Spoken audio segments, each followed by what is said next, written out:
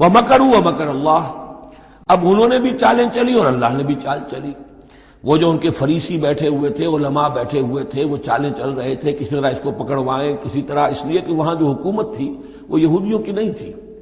اگرچہ یہودی ایک بادشاہ تھا، پپٹ کنگ، جیسے کنگ فاروق ہوتے تھے مصر کے اندر، اصل حکومت انگریزوں کی تھی لیکن کنگ فاروق بیٹھے ہوئے ہیں۔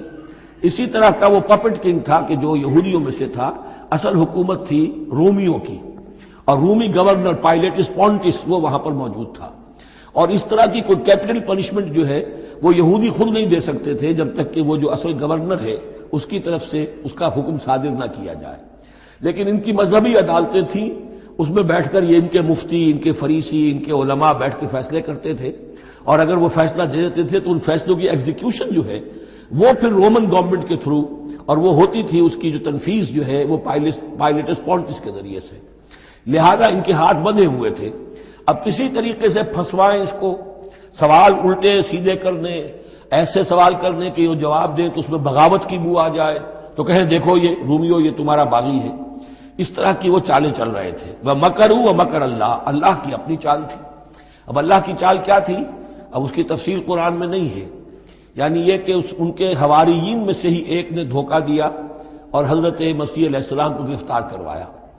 اب اس کے بعد اللہ تعالیٰ نے جو کچھ انجیل برنباس میں ہے، قرآن میں نہیں ہے، حدیث میں نہیں ہے، ہمارے اولین جو مفسرین ہیں ان کے ہاں بھی نہیں ہے، لیکن یہ انجیل برنباس، ایونجیلیم برنابے، جو پوپ کی لائبریری سے برآمد ہوئی ہے، اس کے اندر یہ تفصیل ہے کہ جس حواری نے آپ کو غداری کر کے پکڑوایا تھا، گرفتار کروایا تھا، اس کی شکل حضرت مسیح کی بدل دی اللہ نے، اور وہ پکڑا گیا، سولی وہ چڑھا ہے، اور حضرت مسیح پر وہ ہاتھ ڈال ہی نہیں سکے، بلکہ جس باغ میں آپ روپوش تھے، جیسے ایک کوٹھڑی سی بنی ہوئی تھی جس میں کوئی آلات وغیرہ رکھ دیتے ہیں، اس باغ میں وہ روپوش تھے اور اس کوٹھڑی میں عبادت کر رہے تھے۔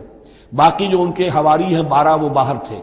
اس وقت وہ سٹک گیا، ایک شخص وہاں سے چپکے سے گیا کہ اب میں پکڑواؤں گا، اور جا کر جو ہے وہ سپاہیوں کو لے آیا، رات کے وقت نیلے لے کر آئے۔ اس نے کہا میں اندر جاؤں گا، جسے میں کہوں اے ہمارے استاد بس پکڑ لینا، وہی مسیح ہے۔ اس لیے کہ رومیوں کو کیا پتا تھا وہ مسیح کون ہے، وہ تو یہودی ہے، لہذا جیسے ہمارے ہاں پولیس والوں کو کیا پتا ہے وہ آئے ہیں، آئیڈینٹیفائی کون کرے گا۔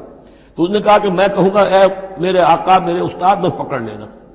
اب یہ جب اندر داخل ہوا تو جیسے ہی کمرے میں داخل ہوا، اس کوٹھڑی میں اس کی چھت پھٹی، 4 فرشتے نازل ہوئے، حضرت مسیح کو لے کر وہ چلے گئے، اور اس شخص کی شکل جو ہے وہ بدل دی گئی حضرت مسیح والی۔ اب یہ گھبرا کر باہر نکلا تو دوسرے حواریین جو تھے انہوں نے کہا اے ہمارے استاد، اور ادھر سے وہ سپاہی جو ہیں داخل ہو گئے، انہوں نے اسی کو قابو کیا، سولی وہ چڑھا ہے اصل میں، حضرت مسیح نہیں۔ لیکن یہ ساری تفاصیل جو ہیں یہ قرآن میں بھی نہیں ہے، حدیث میں بھی نہیں ہے۔ جب حدیث میں نہیں ہے، قرآن میں نہیں ہے، تو ہمارے مفسرین کے پاس بھی نہیں ہو سکتی تھی۔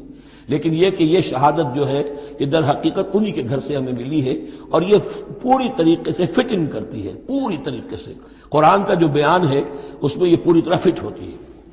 وَمَكَرُوا وَمَكَرَ اللَّهُ، انہوں نے اپنی سی چالیں چلی، اللہ نے اپنی چال چلی، وَاللَّهُ خَيْرُ الْمَاكِرِينَ، اور اللہ تعالیٰ جو ہے وہ بہترین چال چلنے والا ہے۔